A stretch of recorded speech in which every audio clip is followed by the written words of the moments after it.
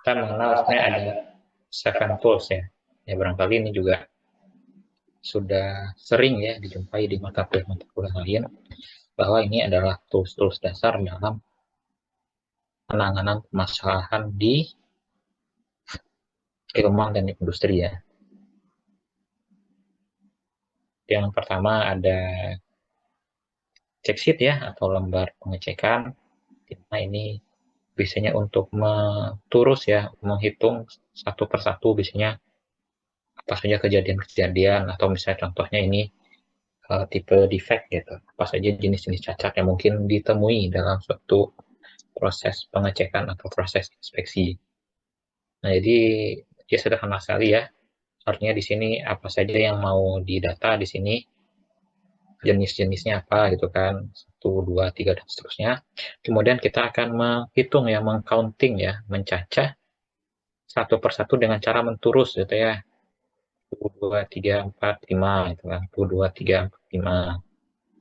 Jadi tiap 5 disilang ya supaya memudahkan ya, sehingga nanti untuk menghitung skor akhir berarti tinggal menghitung ya 5, 5, 2, berarti contohnya 12. Ini 42. Atau misalnya orang pemilu gitu kan menghitungnya seperti ini ya, menggunakan check sheet. Ya, ini sederhana sekali untuk menghitung berapa frekuensi ya masing-masing variabel yang akan dihitung gitu ya. Sehingga nanti ketemu totalnya berapa.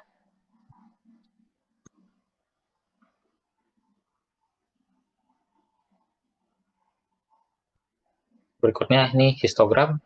Histogram ini lebih ke mengelompokkan ya data-data, katakanlah kita punya serangkaian banyak data seperti ini.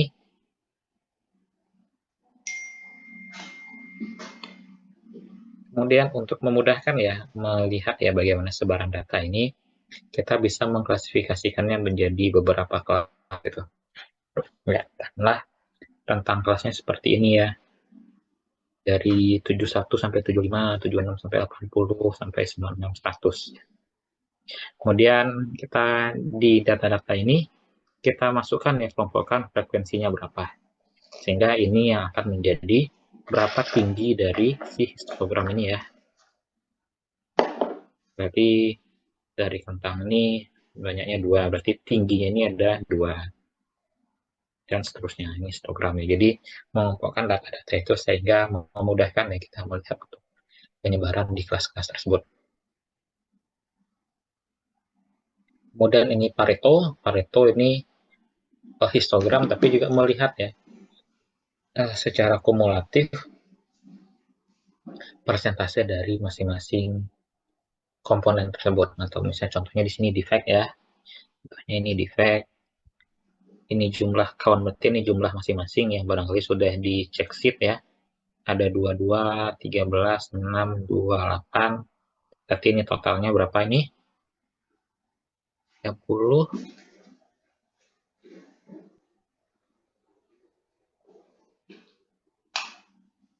48 ya.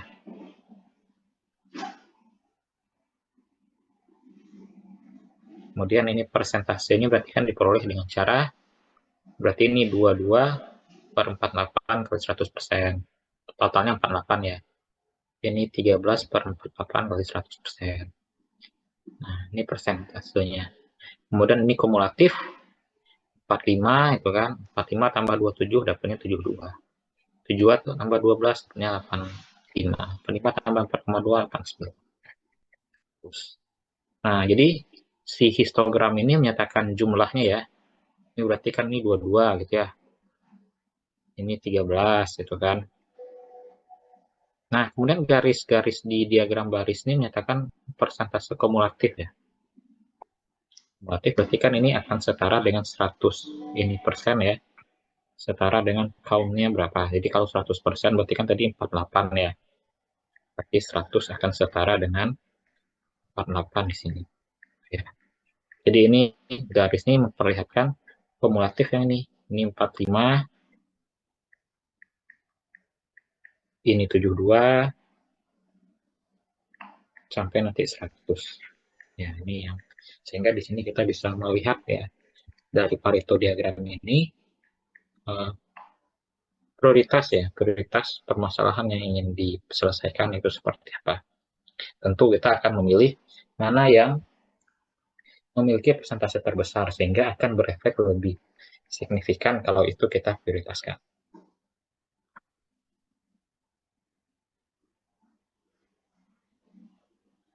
Kemudian cost effect diagram, ya tahu diagram fishbone atau juga Ishikawa, ya kita sudah ingat minggu lalu membahas tentang salah satu tokohnya Kaoru Ishikawa. Untuk melihat ya dalam mencari akar permasalahan itu kita melihatnya dengan menelusuri berdasarkan apa saja komponen-komponen pembentuk permasalahan tersebut ya. Ya misalnya ini apa gejala masalahnya, simptomnya tingginya waktu tunggu mengambil material untuk tes ya T5 car. Nah habis itu kita akan menelusuri ya berdasarkan komponen-komponen yang mungkin, manusia, material, metode, lingkungan, dan seterusnya. Misal material, berarti yang kita telusuri nih, dari material kira-kira apa akar permasalahannya. Ternyata banyak pengiriman material untuk dites, banyaknya pengiriman. Nah ini masih bisa kita telusuri sampai tidak bisa ditemukan ya penyebabnya apa. Kenapa banyak pengiriman? Karena kalau ditarik lagi akarnya ke atas lagi, transfer material berlebihan. Kenapa berlebihan? Tidak ada standarisasi pentransferan material. Sehingga solusi untuk bagian material adalah standarisasi ukuran material yang akan dikirim gitu ya. Jumlah batch-nya berapa gitu ya. Jumlah per batch gitu. Per lot gitu. Nah, ini harus diselesaikan untuk dari segi material untuk mengatasi tingginya waktu tunggu. Jadi ini kan masih simptomnya gitu ya. Gejala masalahnya, sedangkan akar permasalahannya harus ditelusuri dengan diagram sebab akibat ini sampai ketemu apa akar permasalahan yang sudah tidak bisa lagi dicari akarnya. Dengan aspek manusia, lingkungan, metode. Nanti kita pilih mana yang akan kita prioritaskan gitu ya.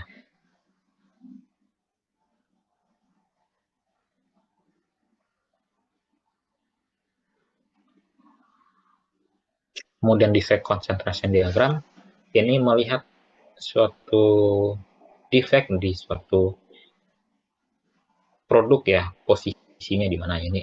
Nanti tinggal diberikan tanda gitu ya. Misalnya ini ada packaging kotak gitu ya, apa saja mungkin kodenya, mungkin scratch, mix, soft, moon. Kemudian ini yang di sepatu, di mana biasanya posisi yang misalnya jahitannya lepas atau tidak kuat gitu. Jadi ini tinggal melihat di posisi mana berdasarkan bentuk gambar dari produk yang akan diinspeksi. Kemudian ini scatter diagram untuk melihat ya korelasi seberapa kuat hubungan antara dua variabelnya. Nanti ini kita bisa lihat misalnya yang ini R-nya R kan berkisar dari min 1 sampai 1. Kalau min itu hubungannya negatif, kalau mendekati ke 1 makin kuat, mendekati 0 makin lemah. Seperti ini ya, berarti ini hubungannya yang positif ya, artinya berbanding lurus ya. R-nya juga 0,960%. Artinya di sini mereka memiliki hubungan yang positif dan kuat. Kemudian kalau yang bawahnya ini hubungan yang lemah, kuat tapi negatif karena berbanding terbalik gitu ya.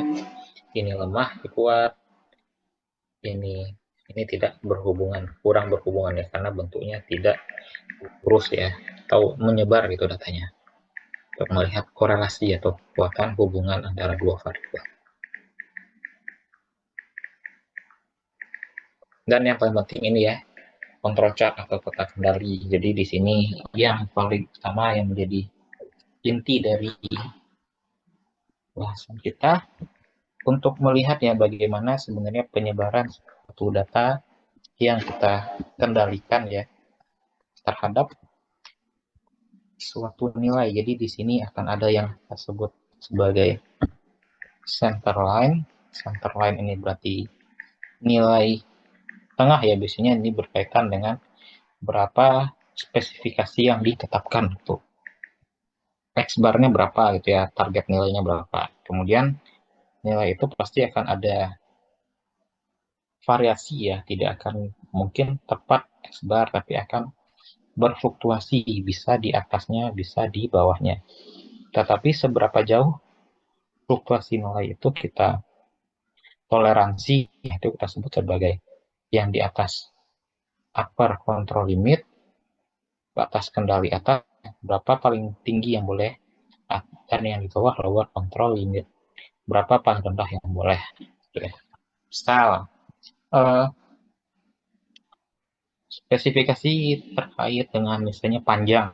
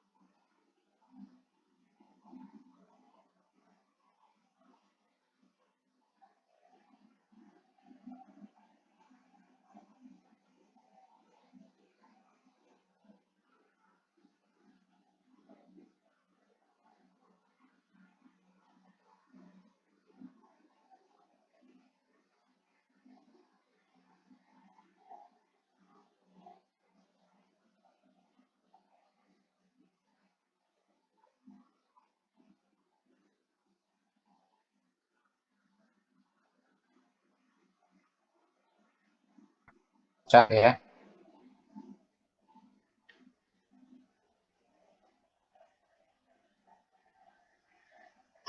Iya, Pak.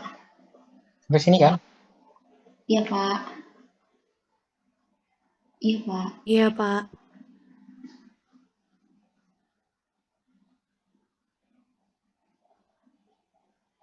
Nah, itu ya, ya kita akan bahas terkait dengan peta kendali.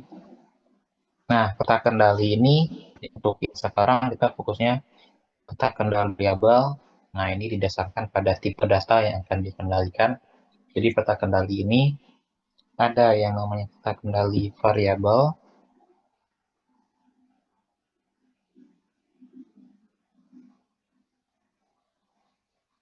Nah, ini berkaitan dengan datanya yang sifatnya metrik ya.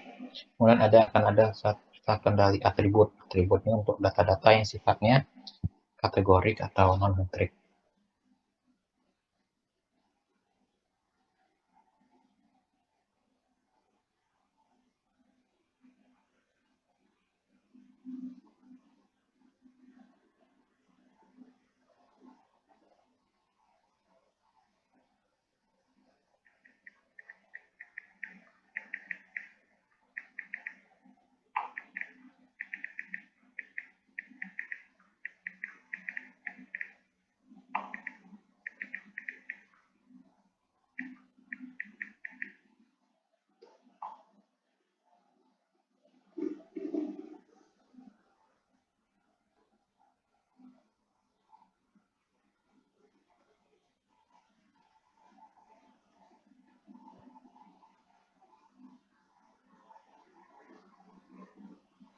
Jadi ada 3 tipe dari kendali variabel itu, peta kendali X bar R, peta kendali X bar dan S, kemudian peta kendali Seward untuk pengukuran individu.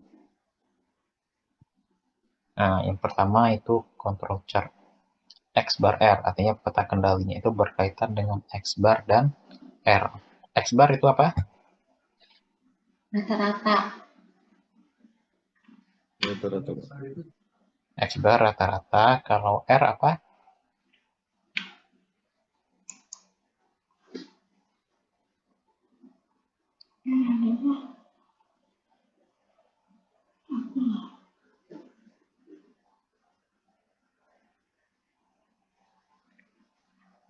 Apa? Luisa, R apa Luisa? Rasio.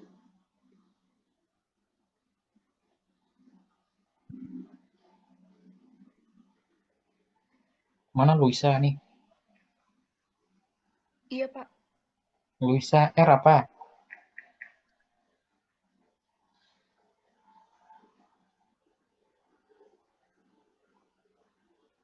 Apa R? Rasio. Sebentar, Pak. Radius. Jari-jari. Yang kecil.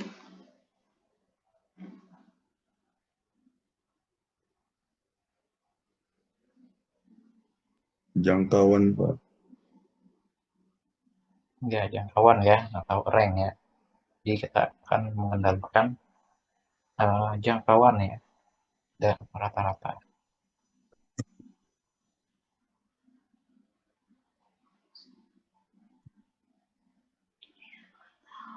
Nah, misalnya datanya seperti ini ya. Di sini adalah data lebar ya, pengukuran lebar dari Herbert proses. Nah, jadi di sini kita lihat ya, satuan yang kita anggap sebagai mikron. Kemudian dalam pengukuran itu biasanya kita akan mengenal kelompok-kelompok sampel ya, atau lot atau batch. Jadi ketika kita ingin mengendalikan, kita akan melihat ya pengelompokan batch atau lot produksi itu biasanya berkaitan dengan schedule-nya kapan, operatornya siapa, atau material kodenya berapa, sehingga kita bisa melihat ya di batch atau sampel number beberapa terjadi perusahaan. Jadi misalnya di sini ya, di sini katakanlah ada 25 shift, 25 lot, di mana setiap ini kita ambil 5 data. Jadi ini kita melihat kelompok pertama ini datanya ada 5 ya. 1, 2, 3, 4, 5. Nah, kemudian kita akan menghitung gitu. Nilai rata-rata ini berarti si 1,5119 ini adalah rata-rata dari 5 data ini ya. Kemudian ini R berkaitan dengan jangkauan. Berjangkauan berarti kita akan melihat mana data maksimum ini ya, dikurang data minimum. Minimumnya mana? Ini berarti ya. Jadi ini nanti masing-masing akan dihitung sampai ke bawah, X bar masing-masing, dan rank masing-masing. Berarti ini X bar I, ini rank I. Nah, habis itu kita akan bisa jumlahkan keseluruhan X sehingga kita peroleh X double bar. Jadi X double bar ini adalah rata-rata dari keseluruhan ini ya. Kemudian ini jumlah R, kemudian ini rata-rata dari rank. Rata-rata dari R keseluruhan ini. Ya, jadi ini ada dua yang akan dikendalikan, X bar dan R. Artinya ini akan berkaitan dengan X bar, berarti kan keakuratan ya, seberapa akurat nilainya itu menuju spesifikasi yang diharapkan. Rank seberapa presisi, artinya seberapa memusat konsisten nilainya itu terhadap nilai X bar, sehingga diharapkan X bar yang baik adalah X bar yang mendekati spesifikasi, misalnya spesifikasinya 1,5. Sedangkan R yang baik adalah R yang makin kecil.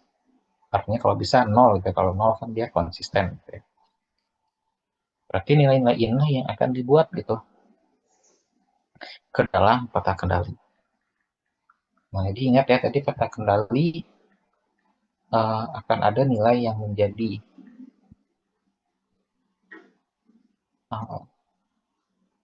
nilai tengah, center line, kemudian batas atas sama batas bawah. Nah, jadi ini yang harus diingat ya, sama rank setiap sampel number ya, buat rank itu diperoleh dari X max kurang X min, kemudian R bar adalah rata-rata dari semua R.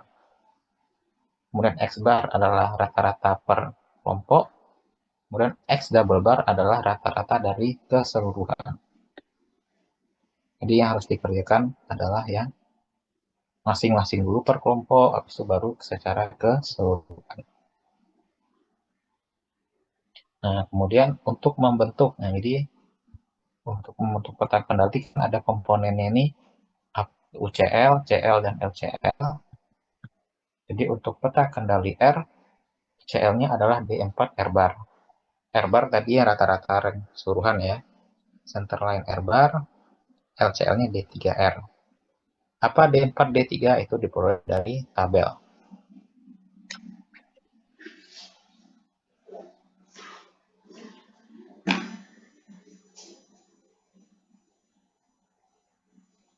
Nah, ini ya D3, D4. Nilai ini bergantung dari berapa banyak observation in sample. Jadi R-nya berapa? Kalau tadi kan 5 ya, berarti tiap 5 ini. D3, D4-nya. Di tabel statistik ada ya, nanti lihat tabel untuk yang kualitas.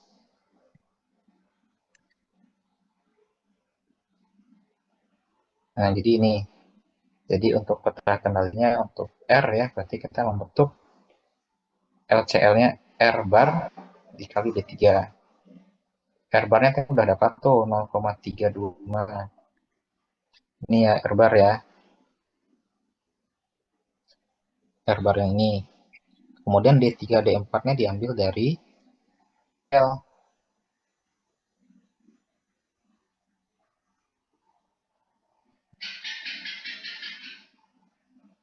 D3-nya tadi 0,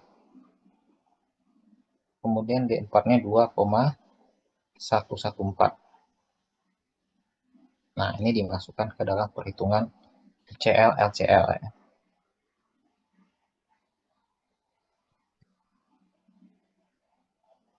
Nah, ini kan ketemu nih. LCL-nya berarti ini 0, UCL-nya 0,68749. Sampai sini paham? Cara menghitung UCL, LCL-nya? Bisa diulangi lagi nggak, Bu? Paham, Pak. Nah, habis itu kita buat ya seperti apa peta kendalinya. Itu yang R. Kemudian X bar juga kayak gitu. Kalau X bar, ini ya, X bar rumusnya X double bar tadi udah hitung di tabel, ditambah A2R. Kalau LCL-nya X double bar ditambah R bar. Nah, berarti konstanta A2, D3, D4 ini semua dari tabel ya.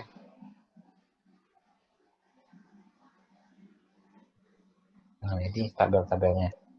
Ini nanti tergantung ya kebutuhannya apa. Jadi menggunakan nilai konstanta A gitu kan, B, C, D. Gimana sebenarnya nilainya ini diperoleh dari pendekatan ini ya.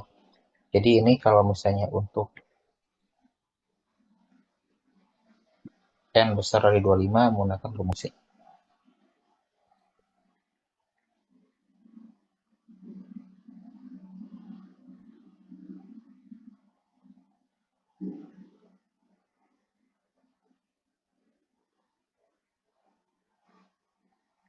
Nah, ini bentuk penurunannya ya, kenapa jadinya seperti ini ya.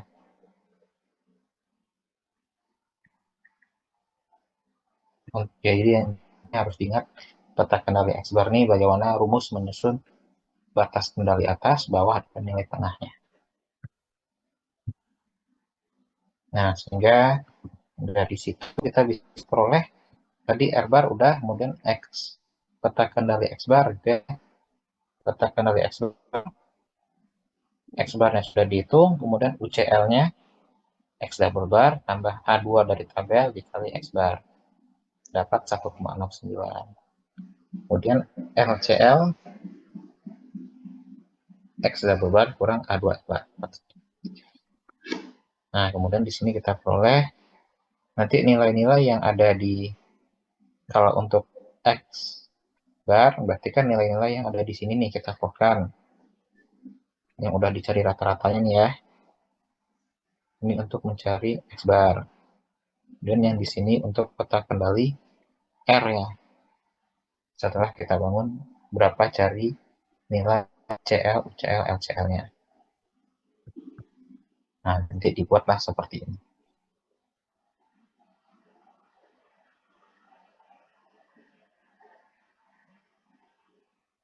Jadi nanti akan terlihat ya bagaimana sebaran nilai-nilai itu berdasarkan batas toleransi yang ditetapkan UCL, LCL. Nah, kemudian misal kalau terjadi ada yang berada di atas lebih dari UCL atau di bawah dari LCL, itu kita sebut out of control ya, di luar batas pengendalian. Kendali. Karena dia melebihi batas toleransi yang dikendalikan atau yang diharapkan. Sehingga kalau misalkan itu terjadi, ini harus dibuang gitu ya. Dibuang dan habis itu akan dibentuk peta kendali baru di mana N-nya akan jumlahnya menjadi sampel numbernya. Kalau misalnya ada satu yang dibuang berarti tinggal 20. Nah, jadi nanti diulang lagi menghitung peta kendali yang baru sampai diperoleh nilai-nilainya itu semuanya berada di dalam batas pengendalian atau disebut dengan in control. Jadi kalau misalnya ini ada yang dibuang, itu katakanlah misalnya ini dinilai batch yang 17 ya, berarti yang ke 17 ini nanti dibuang.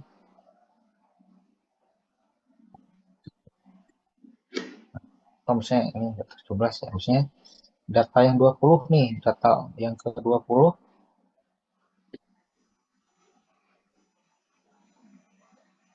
ini out of control ya. Berarti ini dibuang gitu ya. Dicoret, dihilangkan, sehingga ini akan mempengaruhi perhitungan ulang ya. Jadi nanti X bar sama R-nya nanti dihitung ulang rata-ratanya, hitung ulang karena udah ada yang dikeluarin nih ya, karena yang dicoret ya. Sehingga nanti akan menentukan kembali berapa nilai CL, UCL, LCL. Sampai diperoleh semuanya in control.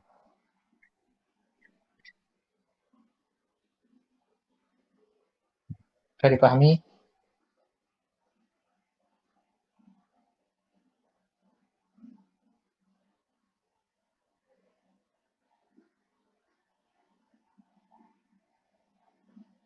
Bisa, Pak. Jadi ini eh,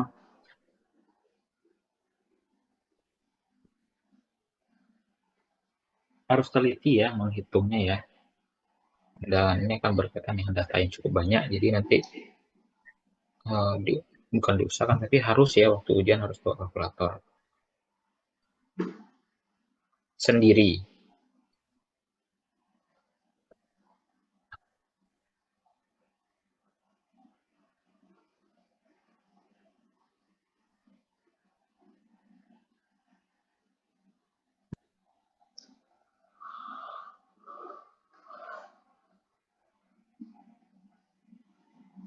Nah, kemudian dari apa yang sudah kita bangun, kata kendali ini, kita akan melihat gitu, berkaitan dengan peluang mengestimasi ya. Jadi ini berkaitan dengan statistik 2 ini, bagaimana kapabilitas proses. Artinya kapabilitas ini seberapa baik, seberapa mampu, seberapa kuat proses yang kita jalani dalam memenuhi spesifikasi yang diharapkan. Jadi akan ada namanya nanti spesifikasi limit ya. Nah, jadi ini berarti di sini akan terlihat ya bahwa yang ditetapkan nilainya adalah spesifikasinya itu adalah 1,5. Kemudian spesifikasinya ini memiliki limit toleransi plus minus ya. Artinya nanti batas atas berarti upper specification limit. Nah, ini USL ya. Berarti kan 2 ya. 1,5 tambah setengah. Sedangkan SL limit specification limit 1. Dibandingkan nanti dengan UCL, LCL ya.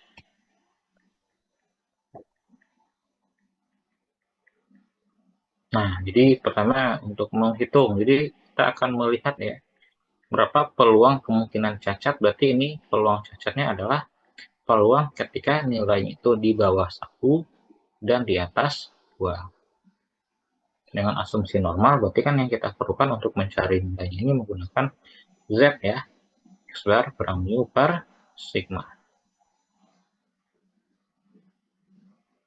Nah, kemudian kita udah tahu ya, bahwa untuk mencari mu, berarti mu ini akan berkaitan dengan X double bar yang udah dihitung tadi 1,5056. Kemudian untuk pendekatan nilai sigma itu menggunakan R bar per D2. D2 dari mana? Dari tabel lagi. Lihat tabelnya. Tabel D2. Ini D2 ya. D2 tadi kan satu kelompoknya 5 ya. Berarti kita lihat D2 untuk yang R-nya 5. Berarti 2,326 nih. D2-nya. Nah, nilai digunakan untuk mengestimasi nilai sigma ya. Sigmanya berapa? Nah, ini sigmanya dari R bar per D2 ini dari tabel. Nah, udah dapat itu berarti ini untuk mencari Z-nya kita gunakan X bar kurang mu per sigma. X barnya udah dapat 1,506, sigmanya 0,13. Ini 1, berarti ini 1, ini 2, berarti ini 2. Jadi kan secara distribusinya yang kita lihat adalah kalau distribusi Z gitu kan, berarti misalnya ini batasnya adalah 1, ini batasnya 2, berarti kan yang akan kita lihat berapa peluang ini ya untuk X kecil dari 1 sama Z untuk X besar dari 2. Nah, nanti Z nanti dapat di sini perhitungan Z-nya berarti ini Z yang min 3,61. Nah, ini satu kurang ingat ya, karena ini yang 2 berada di sebelah kanan. Jadi kalau sebelah kanan caranya berarti kan 1 kurang Z ya. kumulatif di kanannya. Nah, justru ini dilihat dari tabel Z nanti ini ya. Untuk Z min 361 peluangnya 0,015, ini yang 3,53, 1 kurang 0,998, dihitung diperoleh bahwa peluangnya adalah 0,00035 atau 0,035%, bahwa atau sekitar 350 ppm produk yang dihasilkan berada di outside ya, di luar dari batas spesifikasi probability-nya menggunakan distribusi Z. Bisa dipahami?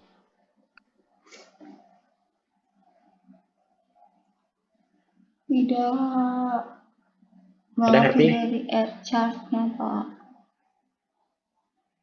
Ngerti lah ya.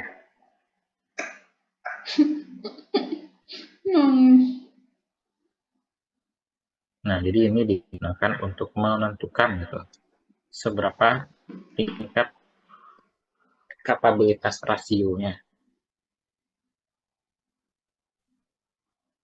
Jadi ini CP ini untuk parameter seberapa baik rasionya, berarti tadi USL-nya 2, LSM 1 per 6 sigma.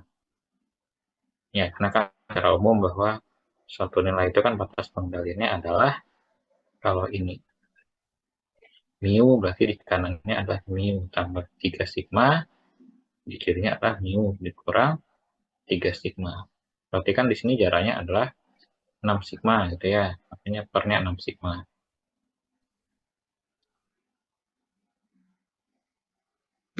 Sehingga diperoleh rasionya 1,192, atau kalau kita balikkan menjadi P gitu ya, berarti probability-nya adalah P sama dengan 1 per CP dikali 100%.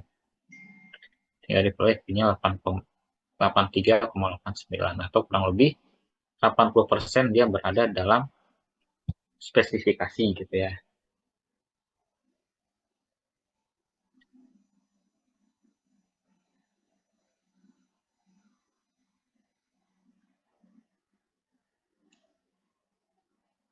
Ada jelas? Saya. Nah, kemudian kalau kita ingin merubah gitu, sample size. Nah, jadi kan nilai-nilai yang ada di peta kendali tabel nilai-nilai parameter A2, D gitu ya, itu kan nilai-nilainya diperoleh berdasarkan berapa nilai sampel size N yang akan kita masukkan.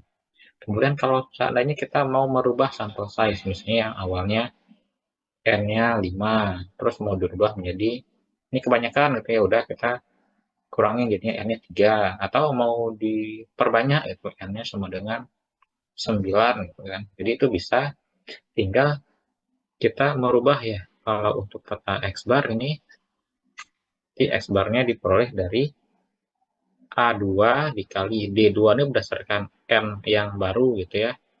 N baru per D2 dari N yang lama. Nanti lihat di tabel dikali R yang lama.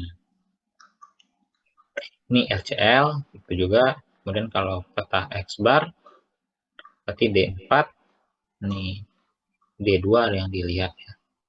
Kalau ini masih 0, jadi mana yang kalau dia negatif, 0 paling kurangnya. Karena nggak boleh negatif ya, orang gitu ya.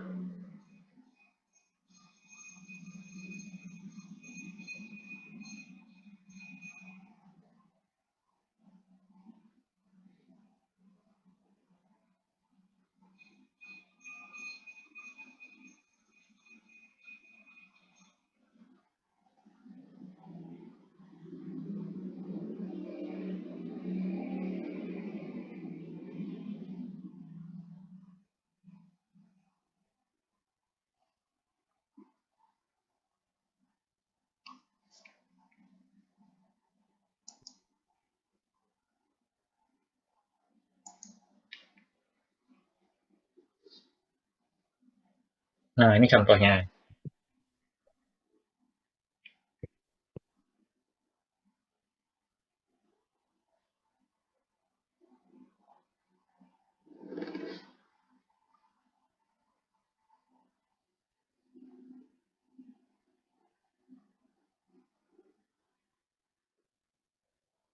Nah, ini contohnya berarti di sini awalnya sampel size-nya ini 5 gitu kan.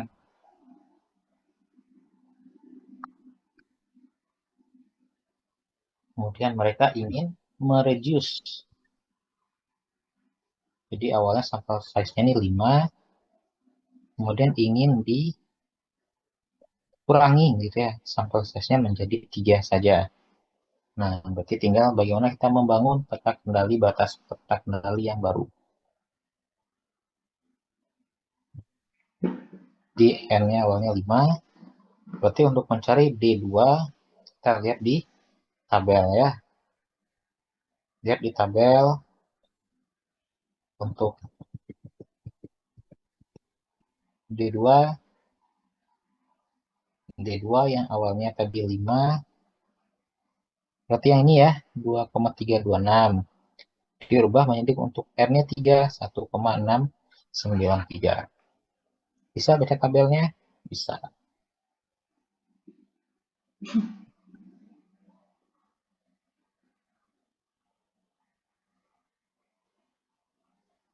Nah, ketemu ya. D2 yang O-nya 2,326, yang baru 1,693. Terus tinggal masukin ke rumus. Bar A2 D kali R.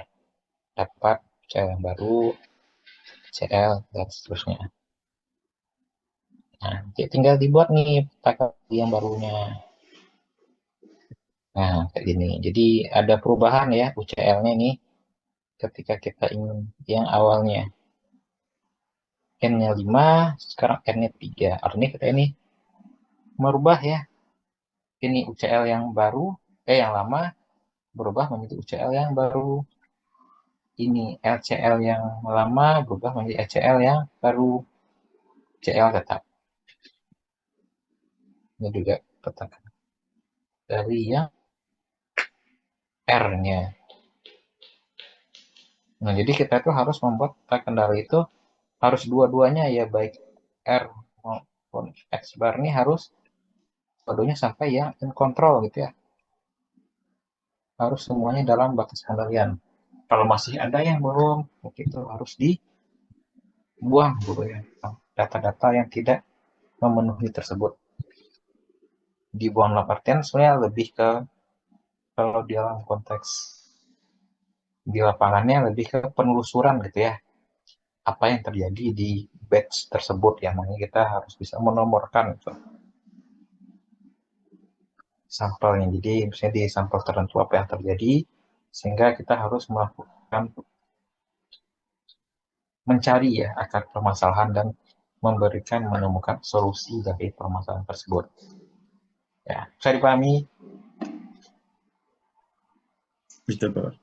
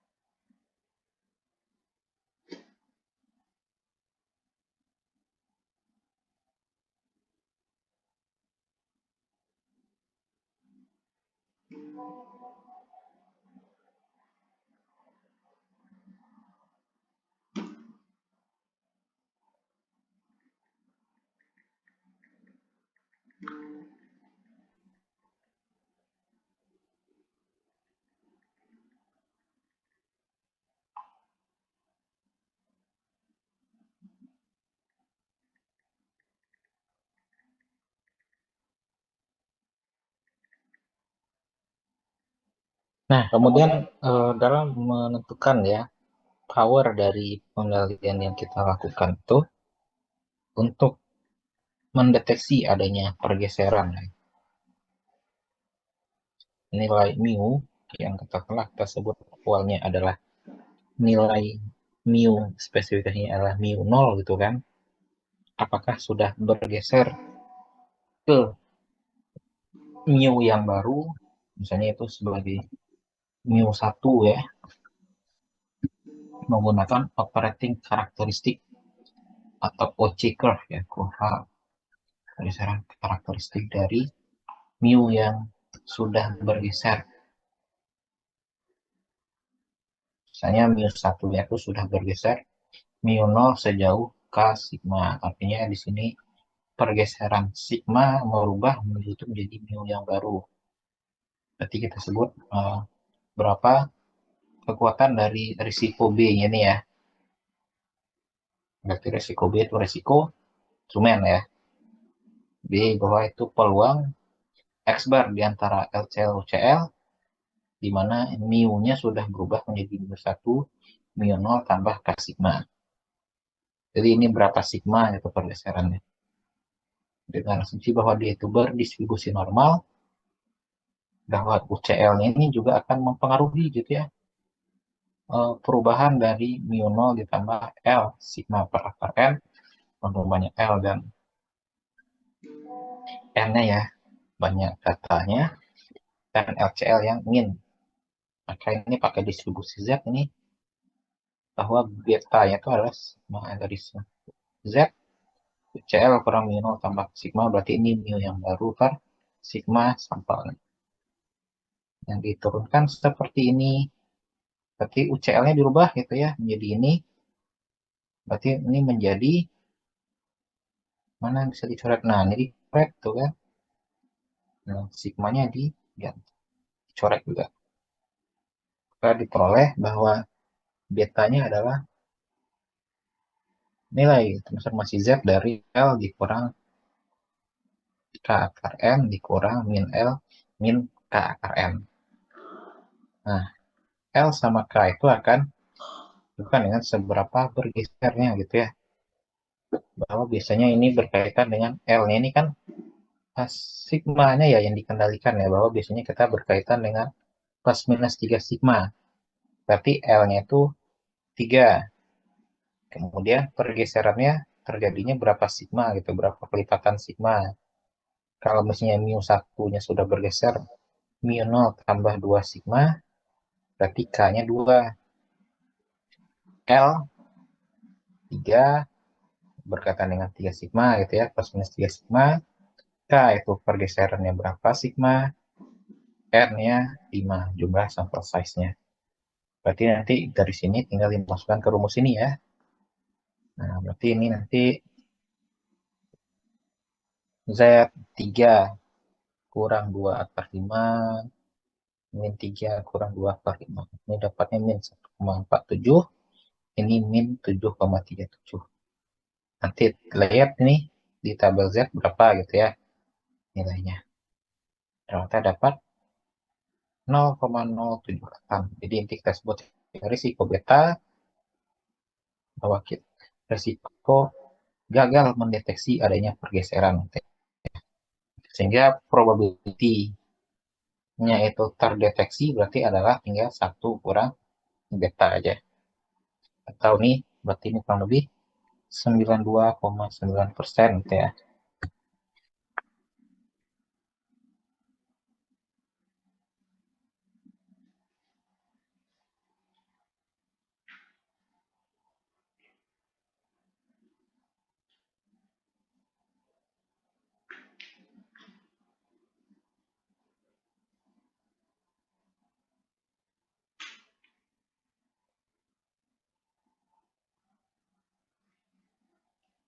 Ada bisa?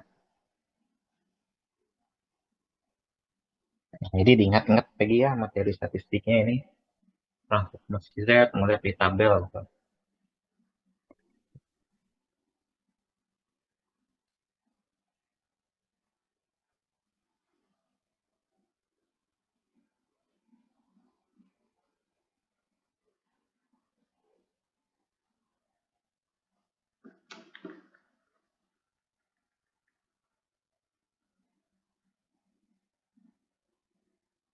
Nah, ini untuk tabel X bar R. Nah, yang kedua itu X bar S. Jadi yang membedakan adalah untuk mencari penyebarannya, kalau tadi pakai R, jangkauan ya cukup melihat arah yang maksimum kurang minimum. Sekarang menggunakan S atau standar deviasi ya. Jadi ini biasanya digunakan untuk yang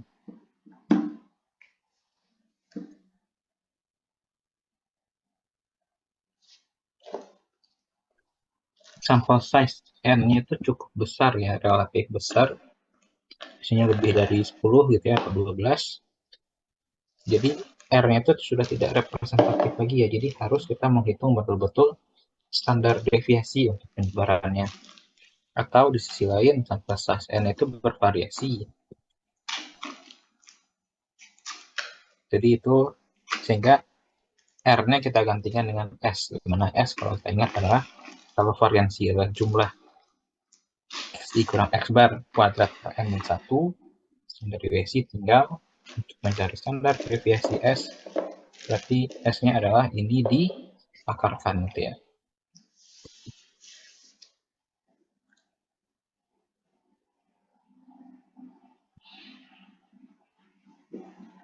Nah, ini contohnya, jadi kurang lebih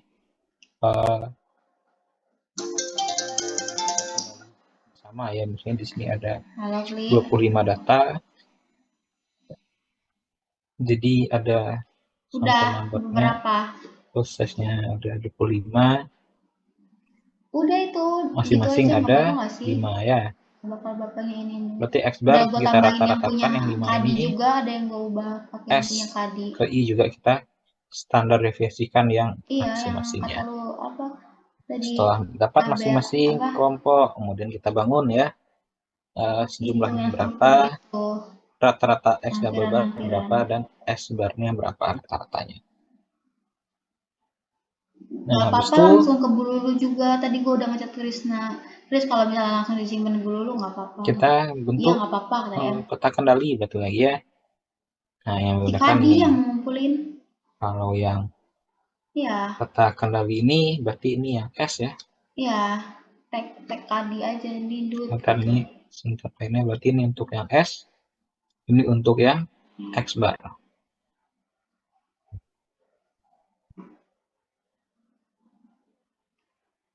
Nilai parameter B3, B4, A3-nya nanti tinggal lihat di tabel gitu ya.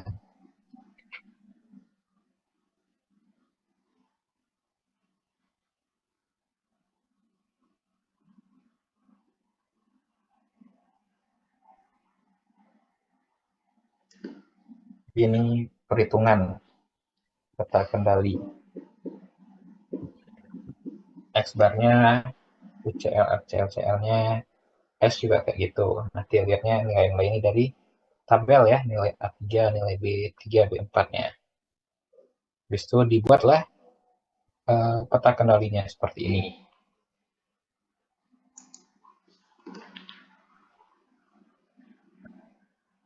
Kemudian untuk mencari nilai sigma, kalau untuk perhitungan Z, nah tadi kalau tadi R ya, R itu pakai D2, kalau untuk yang S,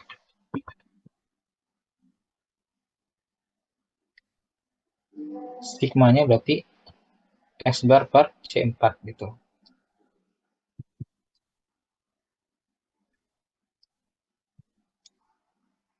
Ya,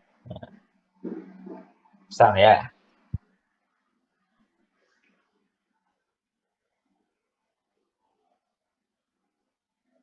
Pak, itu untuk S bar itu berarti rata-rata dari seluruh standar deviasinya, Pak. S bar ya, S bar tuh dari yang ini kan. Nah ini, berarti kan S bar itu semua S ini, S yang ini ya, yang 25 data ini, tadi kan nanti kita jumlahkan, dapat 2,2351, nanti dibagi dapat 25. rata-ratanya gitu ya, di 25.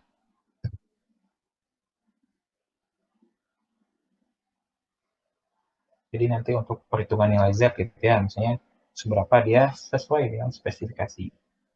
Jadi yang membedakan nanti kalau yang di sini sigmanya dari pendekatan S, ini ya, kalau yang tadi R,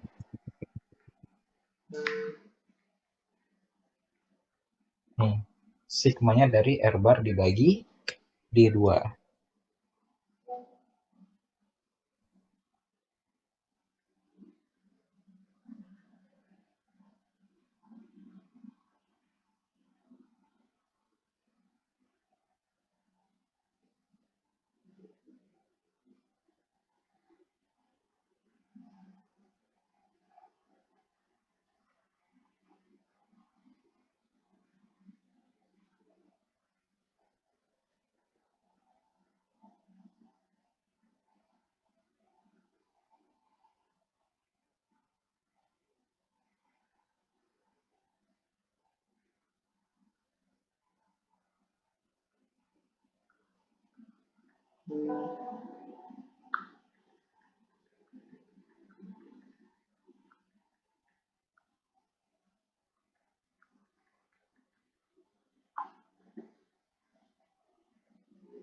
Ya, nah kemudian bagaimana kalau datanya itu bervariasi gitu sampel size-nya. Nah, berarti ini seperti misalnya seperti ini ya. Misalnya batch sampel nambel pertama datanya 5, yang kedua datanya 3 gitu.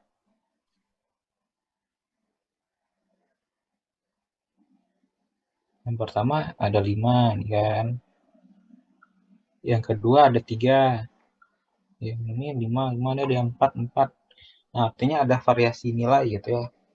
Nah, untuk itu kalau S-nya beda-beda,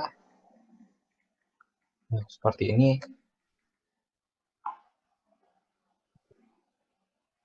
mencari nilai rata-ratanya. Berarti kan ini sebenarnya rata-ratanya adalah kumulatif ya, berarti dibalikkan dulu X bar masing-masing dengan N1-nya per jumlah keseluruhan. Begitu juga dengan yang di sini. Karena kan degree of freedom-nya beda-beda ya. N kurang 1 di kuadrat, dikali dulu degree of freedom-nya, dijumlahkan baru dibagi degree of freedom keseluruhan.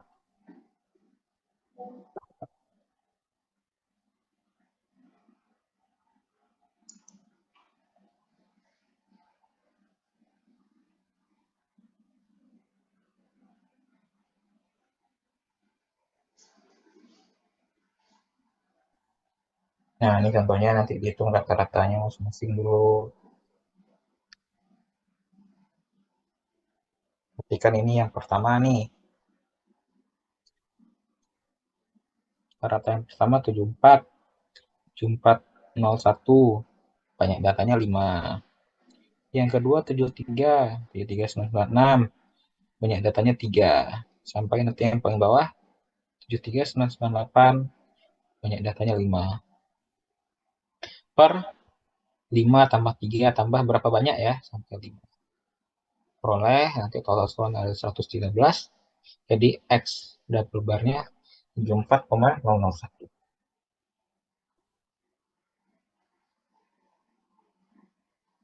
Kemudian ini untuk S keseluruhan. Kemudian habis sudah dapat X double bar sama S barnya dibuat untuk menghitung UCL, CL, LCL-nya. Sama ya untuk tabelnya. Nanti kurang lebih peta kendalinya seperti ini.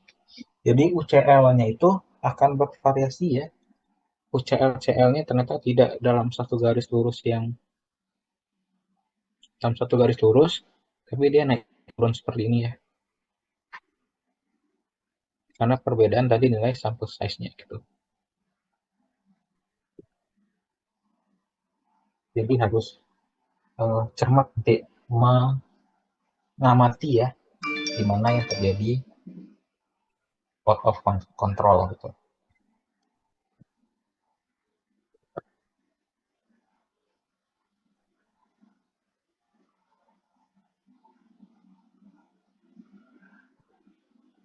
Jadi terlihat di sini bahwa UCL LCL-nya ternyata beda-beda.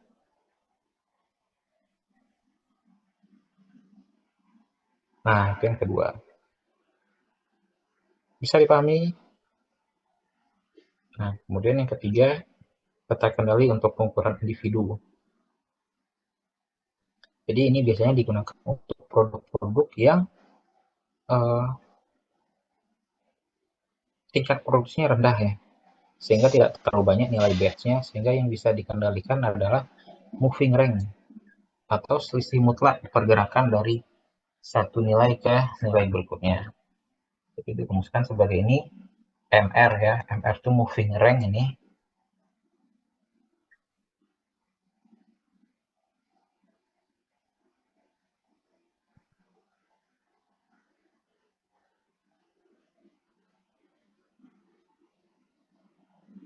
Ini moving range gitu ya. MR ini selisih mutlak dari XI kurang XI min 1. Nah, contohnya kayak gini nih.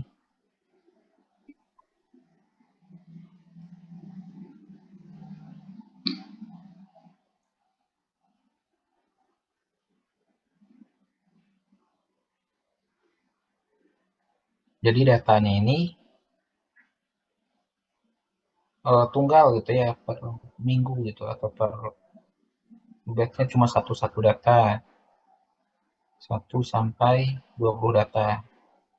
Jadi kita akan membentuk moving range. Moving range diperoleh dari berarti nilai dengan nilai sebelumnya. Kalau ini masih belum ya, yang pertama. Yang kedua, 22 ini diperoleh dari selisih, berarti yang ini ya, 28 mutlak ya, 288 kurang 310. Kemudian 9 ini dari ini ya, 297 kurang 288. Jadi kalaupun ini negatif nih sebenarnya, jadi dimutlakkan ya, makanya jadi tetap positif. 22, 9, 1, sampai nanti 3. Sampai sini paham ya? Paham, Nilai Pak. moving rank itu bisa nanti dirata-ratakan keseluruhan. Dapat 7,79. Hati-hati ini ya, jumlah ini nanti per 19 ya. Karena N min 1 ya. Ini X bar rata-rata. Jadi nanti tinggal dibuat peta kendali individunya menggunakan rumus ini. UCL X bar tambah 3 MR bar per D2 UCL yang min. Kemudian ini untuk D ini juga kita lihat di, karena N yang paling kecil 2, kita pakai nilai terendah. Jadi D-nya adalah D2-nya 1,128.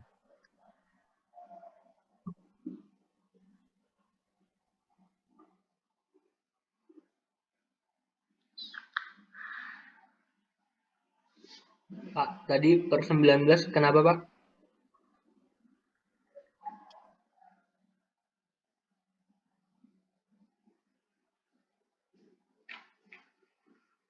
Nah, 19 ini kan, coba lihat nih, moving rank-nya ini kan cuma dari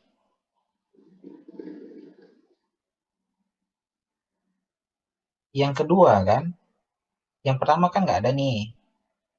Berarti kan yang awalnya 20, berarti ini gini per 19. Paham ya kenapa 19? Karena kurang 1 kan. Oke, Pak. Jadi moving range di satu itu nggak ada karena nggak ada Nilai cost sebelumnya. sebelumnya. Oh, oke. Karena moving rank itu kan moving rank ke I gitu kan. Moving rank kedua, ini I-nya 2, berarti selisih X2 kurang X1 kan, yang pertama ya. Tapi moving rank pertama ke 1 kan tidak ada ya. Data ke 1 dikurang data ke 0 kan, harusnya kan tidak ada nih. Ini kan tidak ada. Jadi moving rank itu bergerak dari moving rank ke 2. X2 kurang X1 ya. Jadi N-nya min 1. Ada paham? Paham, Pak.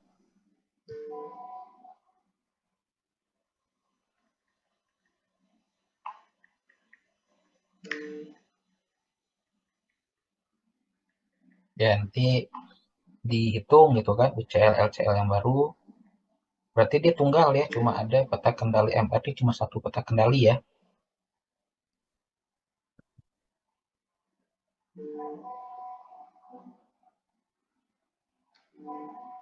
Jadi X barnya ada, R-nya diganti dengan satu yang MR tadi. Karena cuma satu datanya. Jadi ini yang sebagai X bar.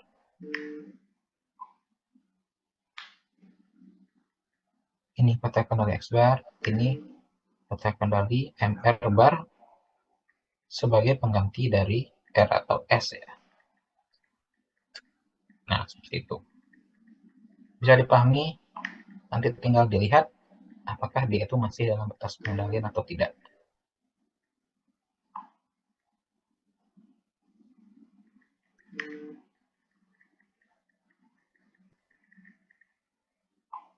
Nah, ini sebentar. Nah, kemudian ini kalau untuk dia menggunakan transformasi learn gitu ya. Kalau ada menggunakan data-data yang sifatnya tidak normal gitu. Misalnya ini berdistribusi eksponensial. Artinya data-data ini tidak lagi sebagai nilai X-nya, tapi kita learn-kan dulu. Jadi ini learn-nya ini segini, nanti baru dibuat moving rank-nya. Nah, nanti ini akan dibuat peta kendalinya seperti ini. Nah, ini biasanya untuk asumsi data-data yang sifatnya eksponensial untuk melihat bahwa ternyata kalau kita lihat dari normal probability ternyata ada data yang sangat jauh gitu ya. Kecilannya sangat outlier dari yang lain. Nah, ini kalau yang dia learn kan ternyata lebih stabil ya. Lebih cenderung dekat ke garis normal gitu.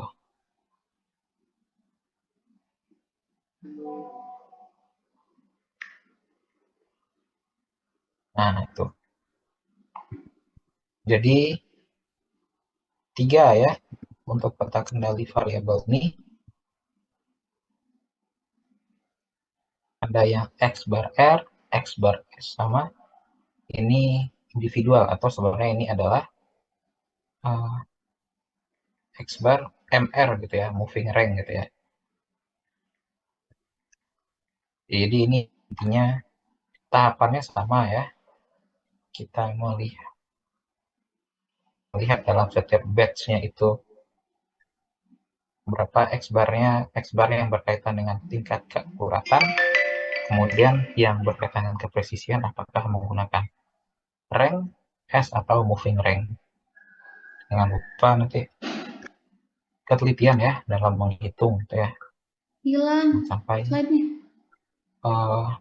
ceroboh ya dalam menghitung ini.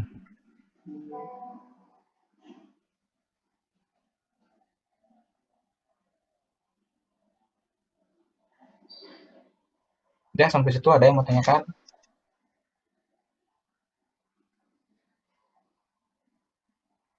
Ya udah nggak ada ya, jadi habis itu nanti satu lagi minggu depan untuk peta kendali atribut ke 7 minggu depan ya, minggu 8 nanti UTS ya. Jadi dicobakan ya soal-soal yang ada di buku di latihan ya supaya tidak kaget waktu ujian. Dah bang itu dulu kita cukupkan ya. Selamat siang, assalamualaikum warahmatullahi wabarakatuh.